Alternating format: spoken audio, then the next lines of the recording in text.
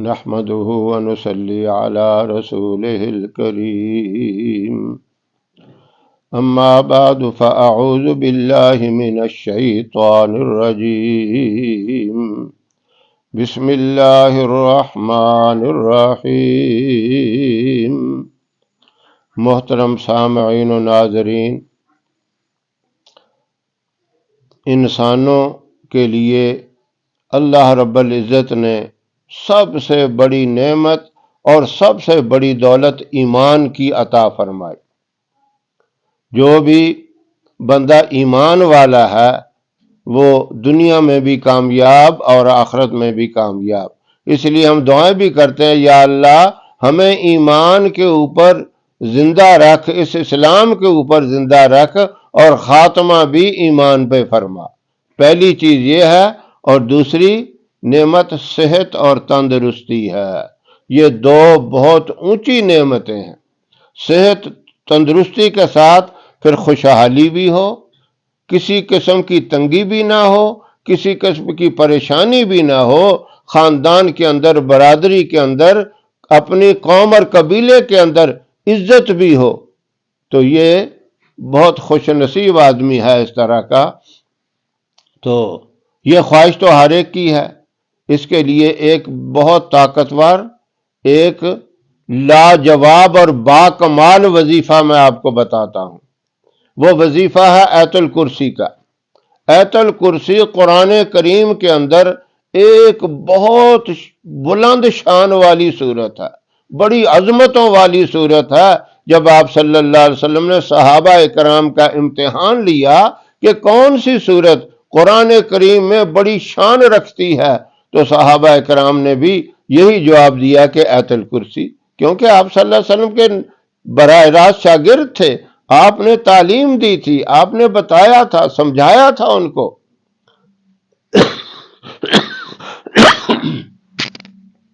آیت الکرسی اتنی عظمتوں والی اور اتنی برکتوں والی ہے، اس کے جو فضائل ہیں وہ تو بندہ اگر بیان کرنا شروع کرے تو زندگی ختم ہو جاتی ہے، لیکن اس کی تعریف اور اس کی عظمت اور اس کے فضائل ختم نہیں ہوتے۔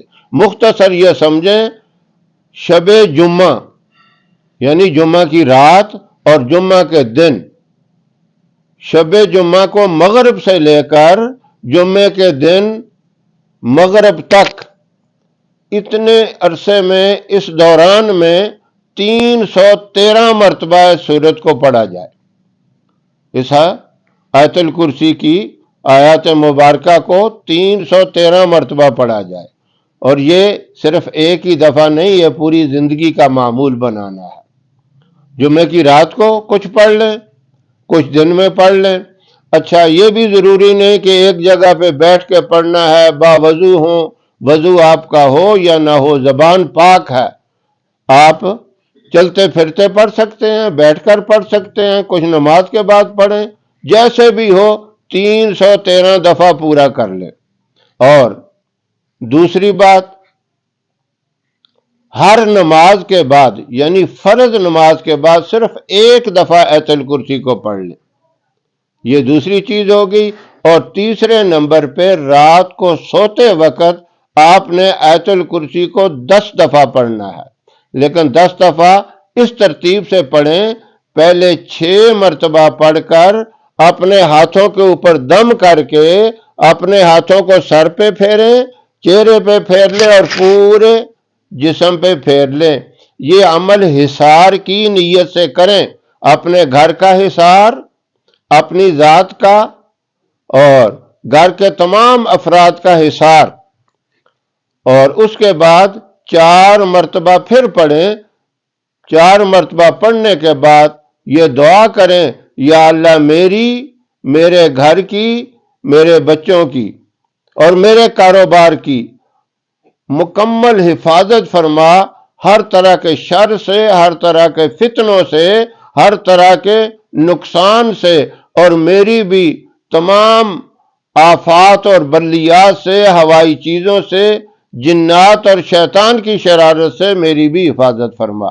یہ دعا کر کے آپ نے سو جانا ہے۔ اب اس کا فائدہ کیا ہوگا؟ یعنی زندگی میں آپ کو اتنی خوشحالی ملے گی، اتنا سکون ملے گا، اتنا چین ملے گا کہ آپ حیران ہو جائیں گے۔ تنگ دستی ہر قسم کی دور ہو جائے گی، جائز ضروریات بہت ہی آسانی سے پوری ہو جائیں گی، دولت کی یوں سمجھیں کہ ریل پیل اس گھر کے اندر ہو جائے گی۔